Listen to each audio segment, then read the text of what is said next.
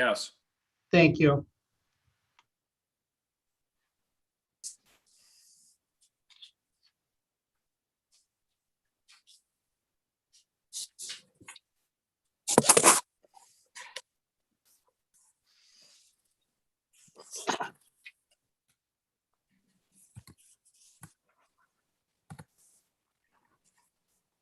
We are live and recording.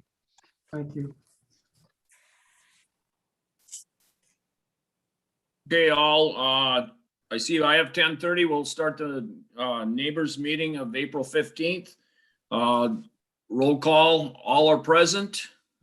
Sarah can't hear us, but we'll go with that. And we also have Chairman Dave Bartlett with us also. We all should have had a chance to read the minutes. Is there a motion to accept the minutes? So Mike? moved, Supervisor Mike Kinger. moves. Is there a second? Steve seconds. Is there any discussion? And hearing none, all those in favor of approving the minutes, say aye. Aye. Aye. Aye. Against? Carried. Carmen, do we have any public comment? Not that I'm aware of. I don't know if Randy had any that they received or not. No, we had no public comments. Okay, thank you. We'll go right into the administrator's report. Carmen? Thank you. So as always, we start with Quality Assurance Steering Committee updates. So that is our QA meeting that we have monthly. This month we did review our quality metrics. They all looked fairly consistent with past situations. The West building did not have any quality metrics flag, which is good. East and Central did have a couple, one being falls. We did have a significant amount of falls. The East building had a couple of frequent fallers that had fallen multiple times within the reporting period. So certain individuals that fall a lot. So that doesn't necessarily show a trend across the facility, more of that individual. And then same with Central, had a couple of people that fell multiple times, but not seeing a trend across a certain household or anything like that. We did have a couple of falls with an injury as well. So those were all reviewed. Those were our quality metrics that stuck out. So we review those quarterly, which was this month. Besides that, we went over our normal dietary audits. Those have improved, which is good news. We've put a lot of effort and focus on our meal service, primarily the meal service in the households, not just the kitchen. So the actual service from the household kitchenettes to the residents in each household, and making sure that we're following all the proper metrics there with temping, service, no cross-contamination, things like that. So we've been doing ongoing audits for almost 2 years now for those households for dietary, and they are improving. So that is good. And then we went over all other things QA, including COVID, which we'll talk a little bit about later. Is there any questions for QA? Okay. Second is the employment activity report. So I'll have Chris address that. Hi, can everybody hear me? Okay. Yes. Okay, so for the month of March, the types of recruitment are listed on the top that I had sent out. I did do a job service ad for nursing. Those usually don't pan out so well, but it's free, so I thought I would throw our hat into that arena. Number of interviews scheduled for the month of March was 7. We held all 7. We had kind of some hires interviews at the tail end of February that were coming into March. So all in all, in March, technically we had 8 positions offered and 8 positions accepted. And none were offered at higher than a step 3. For resignations, we had a part-time CNA accepted employment with a nursing temp agency. And then our life enhancement mentor had resigned, accepted other employment. So if we go down to open positions, those were adjusted. based on, onboarding and offboarding. We go down to active leaves of absences. We still have 7 basically part-time CNAs that are off on an educational type of leave. We have 1 part-time CNA that is off on an unpaid military leave of absence. For March, we had no lost time accidents. We didn't have any work comp lost hours. And then for number of shifts in March due to COVID related issues, we're 51 or roughly 460 hours because some of them were 12-hour employees. So that is basically the employment report for March. So does anybody have any questions or? Yes, Mr. Chair. Yes, Mike. Go ahead. Thank you. This seems like the appropriate time to ask things about employment. And I am curious on several questions. First off, the COVID pay. Carmen, what's happening with that, please? That is currently with the Committee on Administration, because that is an HR related adjustment, HR and finance. So that is currently with Committee on Administration. So I believe that is being on their agenda for their next meeting. Okay, well, I would hope that you would update us on that. That's something that's very important in keeping the neighbors moving. It's going awful slow. I don't quite understand. We knew about it since last March, and here it is April, and it's not going to be until May that they're even going to meet on it. Have you spoken with Chairman Hedlund? So I have not personally spoken with Chairman Hedlund. That has something that we've had several meetings between Heather and her team, Keith and his team, and Paul's been involved on a couple of those as well. And those numbers have all been fleshed out, and it's waiting for approval with Committee on Admin. So I don't know if Paul has anything to add on that, but that's where it's at the moment. And Supervisor Kinnear, I can appreciate any degree of frustration with getting it done, but the rules have not been abundantly clear for a long time.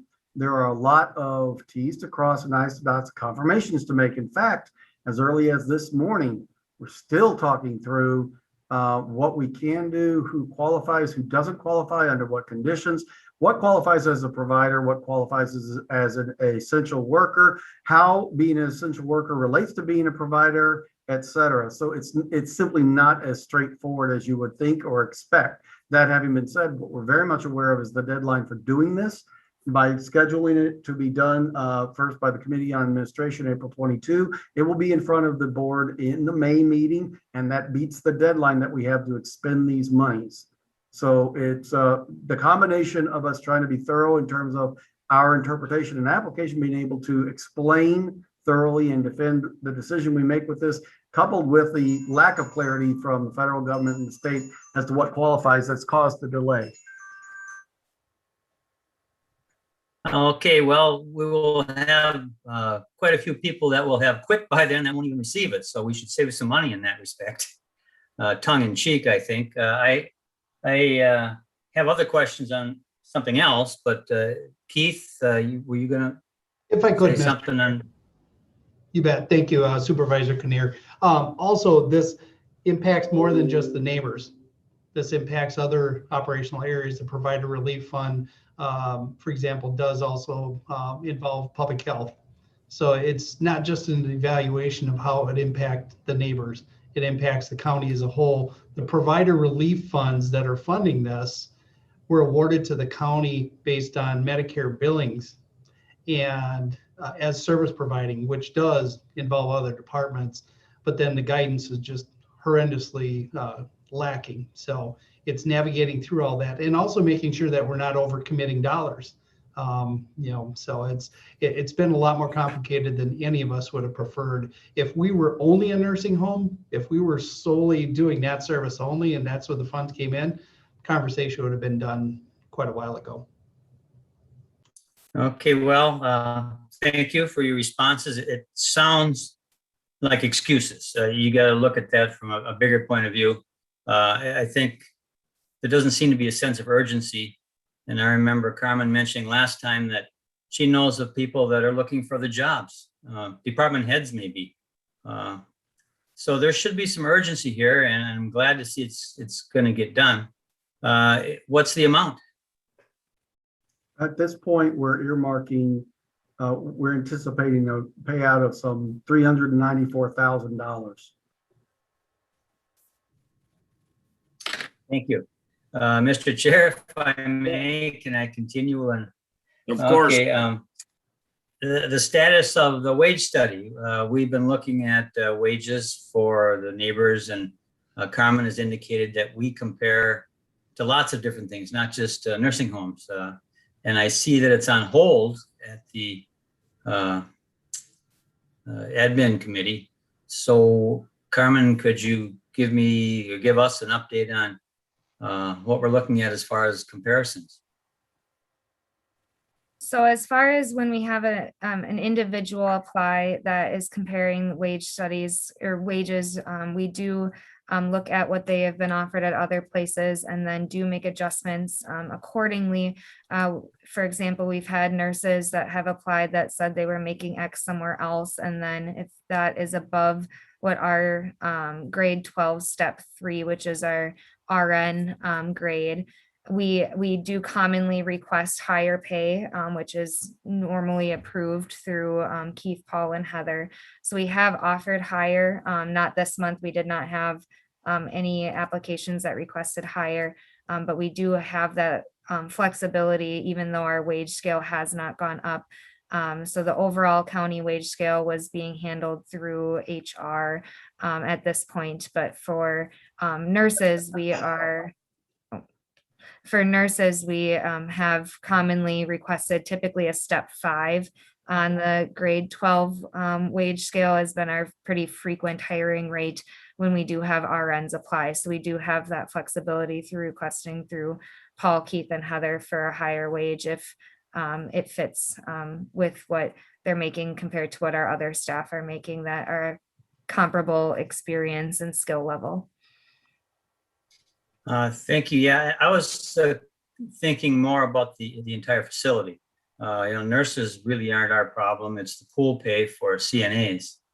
And looking 17 CNAs, and I added up the amount we spent on CNAs, and if you figured 17 CNAs for the month of March, and took the amount of money we spent on those pool CNAs, figuring 50 hours a week, their agency is getting $63 an hour for every hour, not just overtime, but for every hour.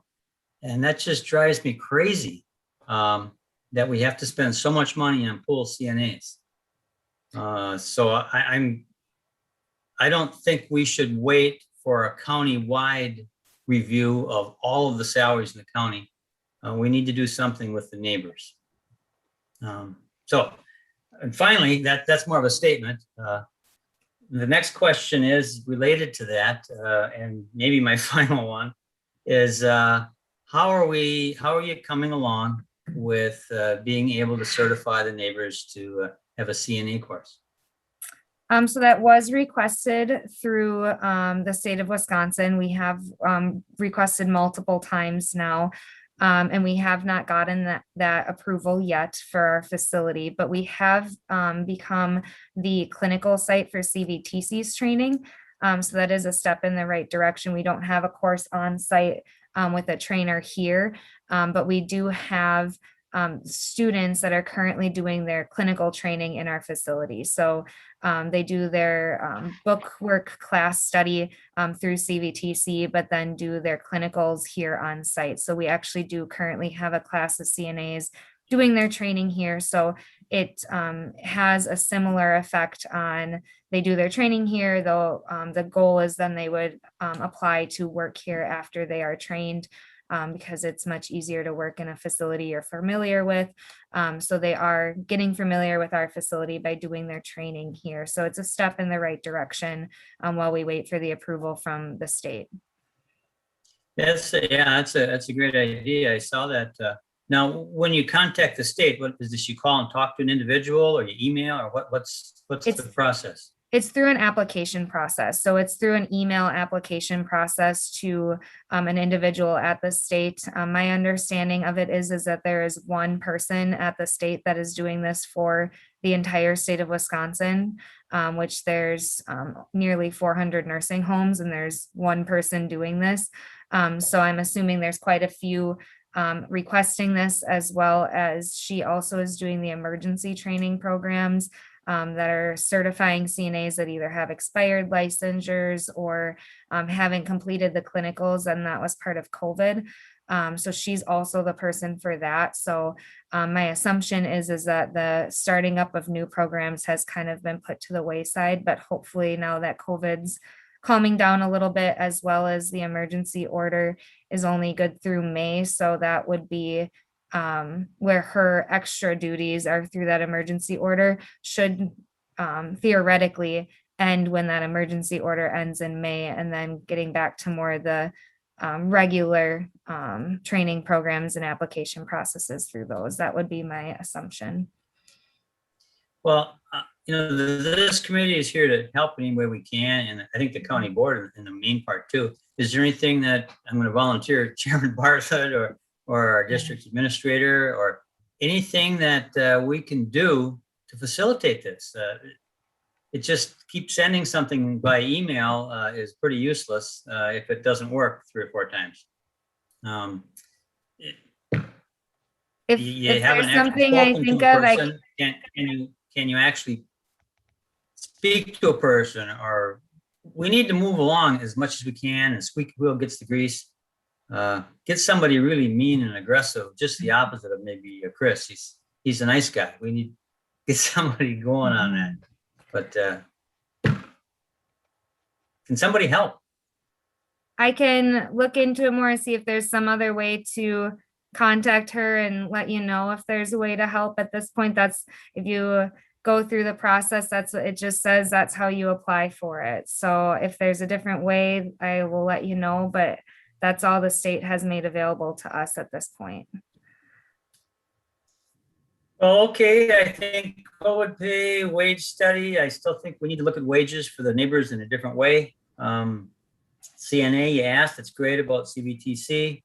But there needs to be some urgency here, or we won't have to worry about the neighbors in a couple of years. Okay. Thank you for being indulgent, everybody. I'm done.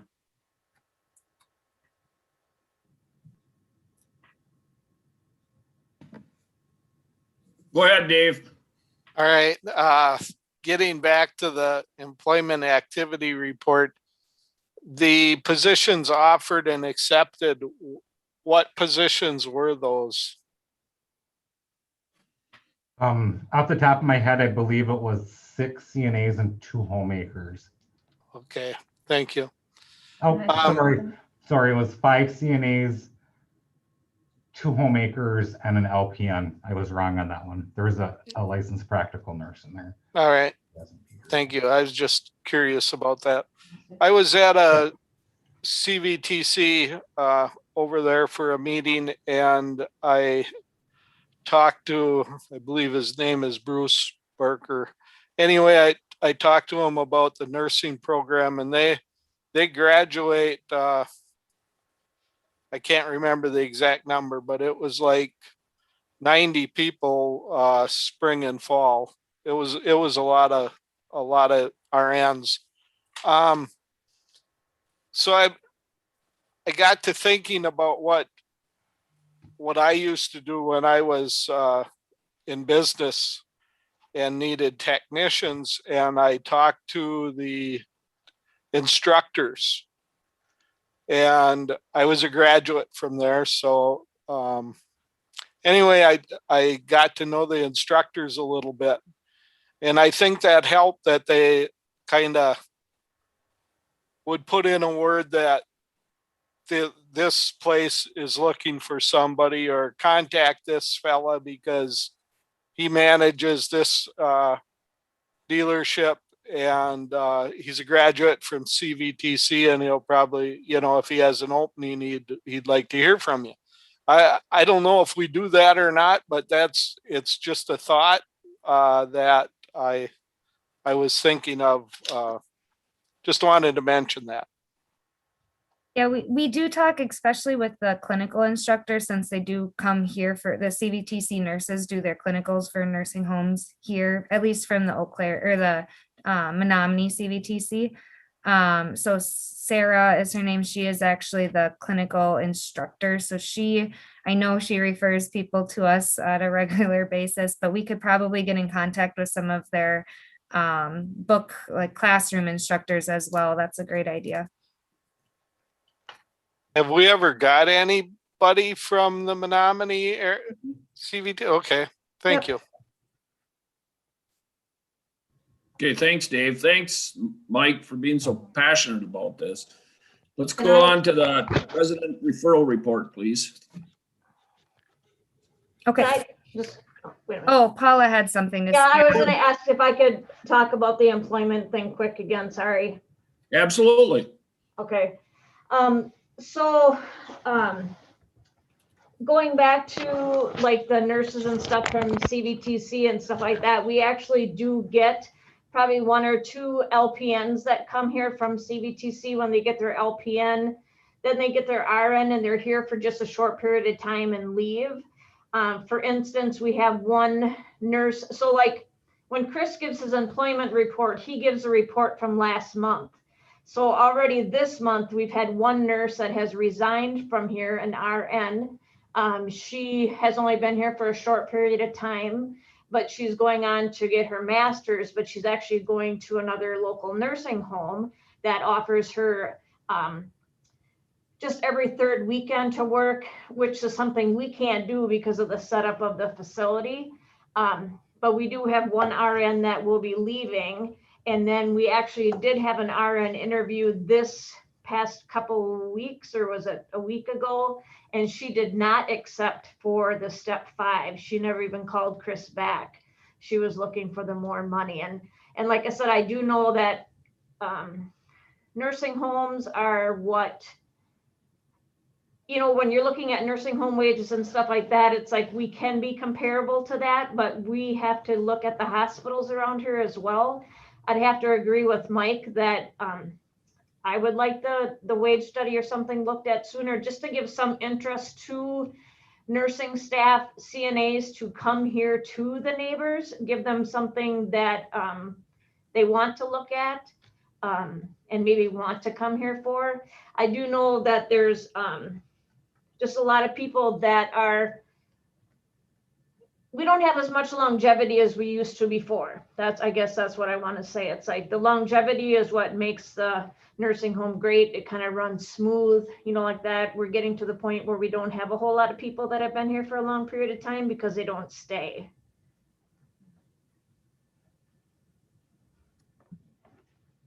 Okay. Thank you. Resident referral report. All right.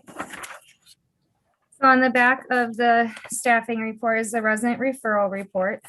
So we started the month at 108, the month of March, and we had 36 referrals to the facility. So we're still down on referrals in and of themselves. We had 12 admissions to the facility and 24 people that did not admit. So we are seeing an uptick in admissions, but still not to where we would like to see it. We had 7 people that went to their first choice, 4 of those being swing beds and 3 of them being closer to home. We had several people, we're seeing that continued trend of them referring all over the place, trying to find a facility that's accepting, but then eventually finding one closer to home. We had 1 that was not in network with insurance. We had 10 people with severe behavioral issues or legal issues. 2 expired at the hospital and 4 went home from the hospital instead of being admitted to a facility. At the end of the month, we had 111 people in the facility. So we are going up, which is good. As I said, still not where we would like to be, but better than it has been. We had 0 people transferred to another facility. We had 5 deaths and we had 4 discharges. So the two outer neighborhoods are staying relatively full in the 40s, which is where we would like to keep them. The central building is still down. We are still only having 2 households with residents in them, so Arrowhead is still closed. We are not staffing Arrowhead, so then we're staffing appropriately to having a household closed as well. We had the same referral sources as normal: Eau Claire, Menominee, and Sacred Heart. And then we had also have seen an uptick since the end of March. So this report is also just through the end of March. So now we're about midway through April. We have seen even more referrals now, which is good. So it's continuing to go up. And we were able to accept in all 3 neighborhoods for the entire month of March. So we did not have any outbreak situations that would make us not able to accept admissions. Are there any questions about referrals? All right. And we'll move on to the environmental report, which would be Scott. Good morning, everyone. Morning, Scott. I don't have a whole lot of excitement. Guys have worked through minor issues with heat pumps and dishwashers as usual. A few heat pumps got fixed yesterday. They've been minor things, and one of them ended up being a compressor was bad that he had to order a compressor. We'll be back within a couple weeks to get that one fixed and up and running. Other than that, it's been pretty much business as usual. The guys have been working on through work orders and keeping things running. Thank you, Scott. Thanks. I'd also just like to add to the environmental report, we did have a fire-like incident this month. It was not an actual fire, but we did have the fire department on site. So we had, it was actually part of a heat pump unit was producing a smoke smell, and there was some smoke, but we did not have actual fire. Scott would probably know the more technical terms of what happened with the wiring and equipment there.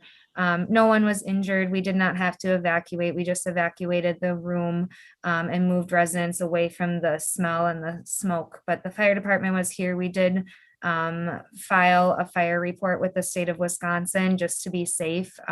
There really was no flame or anything like that. But it was also a good practice for in case that does happen. So it was a more of a real life situation of a fire drill. So that was also good as well. But I don't know if Scott can explain a little bit more what actually happened with that, but. Yes, I can. Originally, it was thought to be one of the heated ceiling tile units in a bathroom. As it turned out, it was not that. It was one of the heat pump units above the ceiling that the wiring did burn up on it, melted. It got hot, so it did produce some smoke and a hot smell of fire, no flame whatsoever. That unit is one that was rewired yesterday and is back up and running. So it was a fairly simple fix on it. Docile Geotherm that has been working on these for us wired it up and found no issues with it. So it's good to go. Thanks, Scott. Yep, you're welcome. Any questions about anything environmental? Okay. So next on the agenda is Life Enhancement Mentor Recruitment Update. So this has just hit our actual employment activity report this month, but I believe I mentioned it last month that Sally Rock had put in her resignation to work outside of nursing homes. So she left in the middle of March. So we did hire a new individual for this position. We held 5 interviews for the position. We had significant interest. We had 11 applications, held 5 interviews, and did offer the position, and she did accept. Our new person is Alyssa Dowdy. She'll be starting in the middle of May. So she is finishing up her master's in recreational therapy, currently at UW La Crosse. So we're excited to have her start when she gets here. So we're still operating without that position for another month ish. So, but then when she starts, she will fill in that position. Is there any questions on that at all? Okay, so next on the agenda is the COVID-19 update. So there hasn't been a whole lot of change in COVID-19 situations as far as the nursing home goes.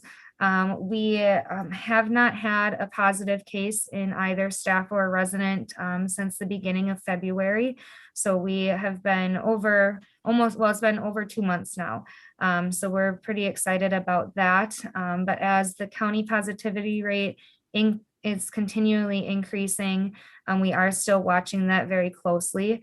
We are still testing all staff every week at this point because our county positivity rate is above 5%. So that requires weekly testing. So all staff are tested every week. Residents are not tested at the moment since we are not in an outbreak situation. If we were to have a staff member test positive, then we would test the residents in that neighborhood, as well as go through the whole outbreak process. We are able to have visitors in the facility right now, so that is very exciting for our families and residents. If we were to go above the 10% positivity rate, we would have to add back in some restrictions for visitation, or if we were to have an outbreak situation that would affect visitation as well for a short period of time. So we're desperately trying to avoid those two things. So hoping that our county positivity rate levels out and goes back down again. As of right now, we are at 7%. So it has continuously gone up over the past couple of weeks. So we're hoping that that does not happen, because it would be very difficult to walk back the visitation after our families are just getting used to coming back in again. So, but that is where we are currently at with COVID-19. We are working on doing fit testing. We've been working on that process for a while. So that is a big part of COVID stuff. For our N95s, we do have a full supply of them. So we're very fortunate to have that. And we're doing okay with the rest of the PPE as well. So everyone is still wearing masks and eye protection when in the households and everything.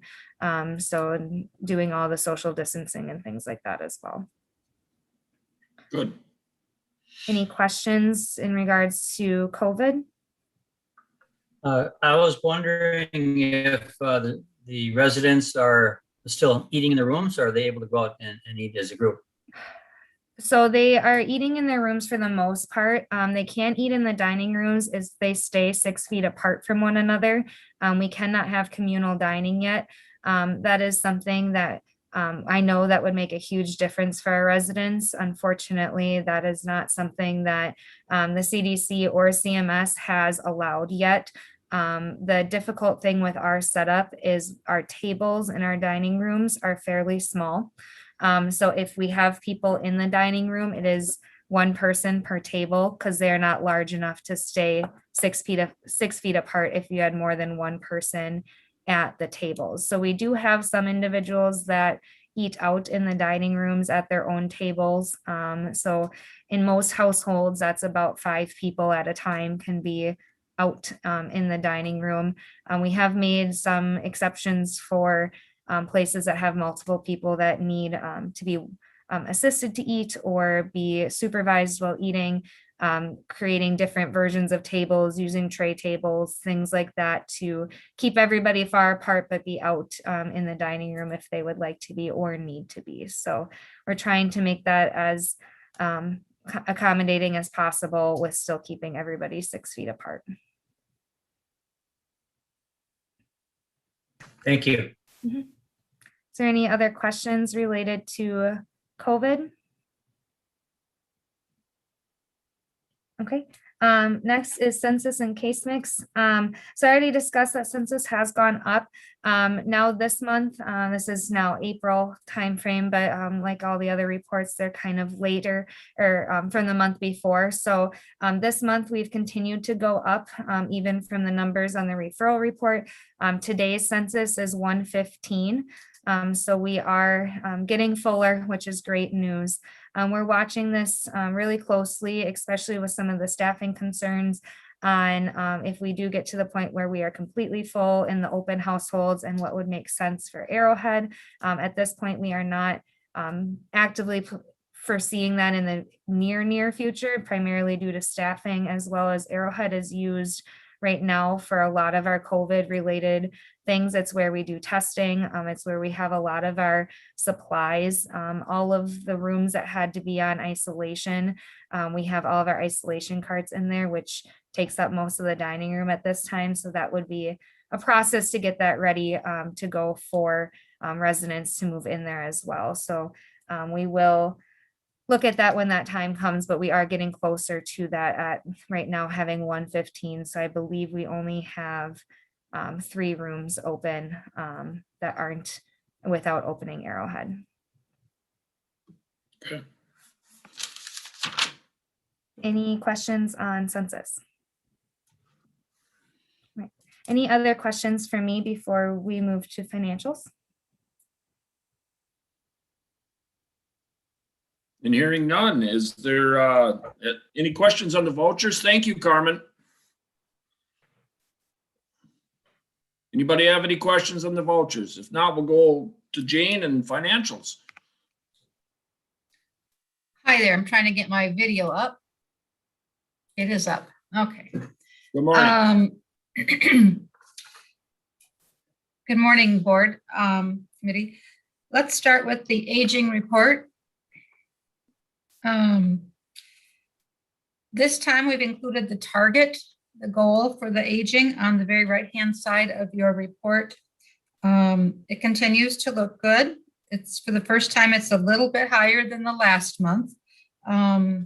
Just because we've got, I think, a little bit more in the 31 to 60 day bucket, but we're keeping that percentage going up in the first couple buckets. And then when you get down towards the end of the 180 days to over 365, that is still at 22%, but going down as an average continually. It's still lower than it ever has been, but it's harder to get these last ones claims resolved, and we've got payment plan people in that last bucket as well. So that's why that will probably stay a little bit higher. Any questions on the aging report? Okay. The amount paid for pool staff from January to December, or January through March, it's the end of the first quarter. And it seems like it's still high. I know we're getting slammed by the CNA usage. That's the highest. Central, of course, is with one unit closed, they're using less agency staff, and the East and West are the higher usage. And we've gone over the staffing report, so this is the end of that one. Any questions on the amount paid for pool staff? Yeah, I've got a question, Gene. It says the monthly average is 232,000. Is that correct? Am I looking at that right? That's what it says. For 2021, but it was only 464,000 for 3 months. So that math is wrong. Okay, well, that's good. Yeah, yep, that math must be wrong. That doesn't make sense. Well, I was looking at that and I didn't think that was right. Yeah, 464 divided by 3 is, well, we can do it right now.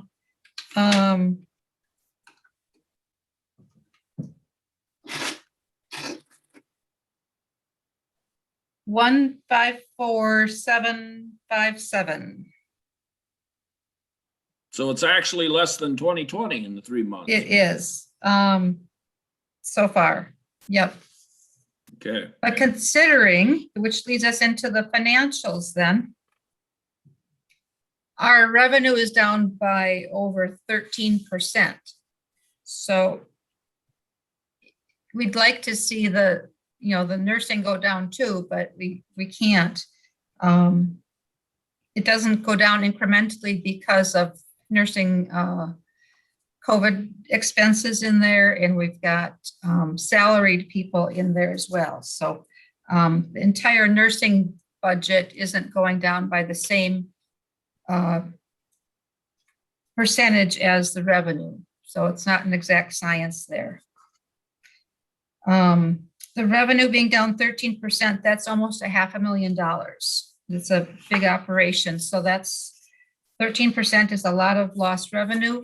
We can, if we can claim, may be able to claim some of that on the COVID expenses, provider relief fund, if as a county, behavioral health and public health, if their revenues are down as well. We have to report that by a tax ID.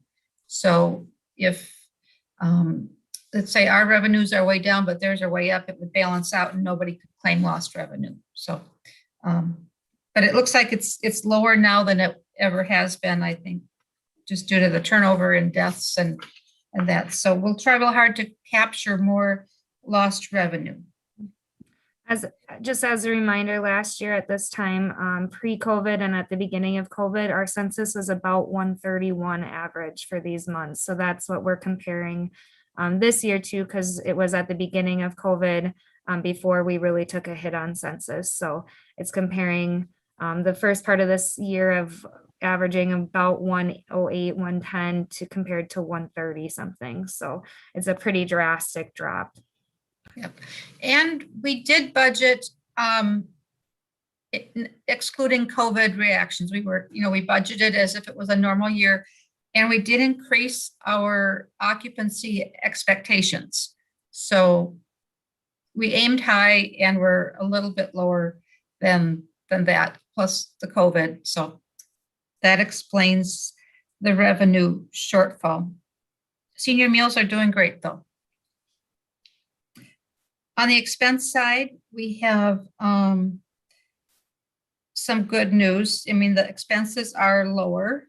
Administration expenses are holding, and we are accruing the insurance payments and all that. So we're not going to see the ups and downs quite so much like we did last year when those were charged out as they came in. So that'll be a much more even stream of expense that we see under administration. The other expenses are pretty much in line. The depreciation is budgeted under the property and ownership use. So that's a little bit off. I included that at the bottom because it hasn't been posted yet. It's still an estimate. So when we get to the bottom line of the actual year to date, it shows that we're $45,000 at a loss campus-wide for the first quarter. Doing some rough estimates on COVID reimbursements that I could track, we're at about $56,000 for the first quarter. And that would include the increase in dietary per meal costs, just because of food costs going up. That includes the shifts that Chris talked about, when we have to fill them with other agency staff or our own staff due to COVID. So if we're paying double, we're claiming that increment. We're also claiming some of the salaried staff positions, not as aggressively as last year, because the time spent on COVID is a little bit less than when it first came out. And one more item. Anybody who staff-wise that's out on a COVID emergency leave that we need to pay for under COVID dollars, we are tracking that and we'll claim that as a reimbursable item. Additionally, with COVID money, we are able to track some health insurance money. Due to COVID, the health insurance company was able to provide us some information on what our health insurance fund is paying, has paid out due to COVID. That will be split among and claimed as a general expense, not a direct expense. So we'll claim a portion of that through NDC. We're trying to get every penny we can out of the provider relief funds. And Supervisor Kinnear, I appreciate your comments on the provider relief funds. But when COVID started, it was my first month here, and we were really concentrating on the aging and the claims, not as an excuse, but that was the reality. And we claimed as much as we could.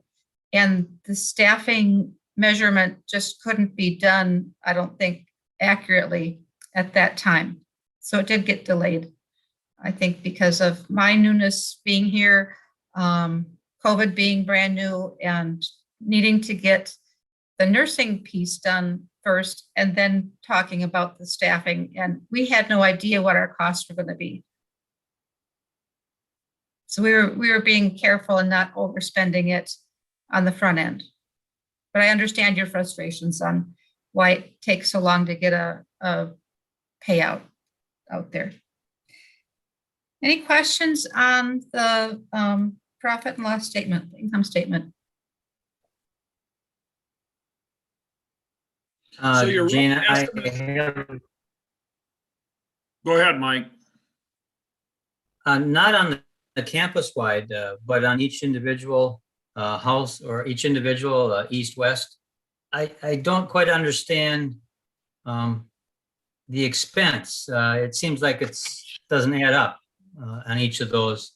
The budget year-to-date expense, it seems like it's $1 million short or something on each one. Is there a one missing or?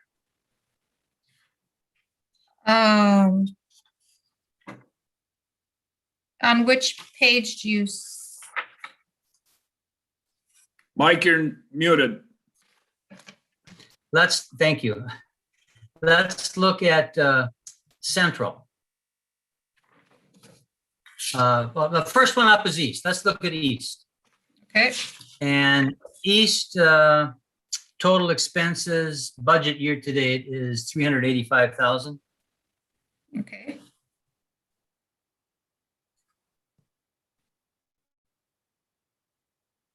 And the actual is 9,000. Yep. I will take a- And, you know, just, Yeah, I will take a Yeah, look at that. Would you okay. like me to send out a revised? no, I just was, I thought maybe I was missing something again. I Oh, do that no, every now and then, That's, but, okay. yeah, it matches the number of the budget month to date. So that one was missing the times 3. Yeah. Okay, Yep. great. And right. that's on all three, on all three. So, okay, thank you. That answers my question. Sorry about that. I'm glad to know that you actually look at them though. Oh, yeah. That's all I have. Okay, are there any other questions for Jane? And hearing none, is there a motion to approve the vouchers and the financial report? So moved. Kelly has moved. Is there a second? Steve is second. Is there any other discussion? Hearing none, all those in favor say aye.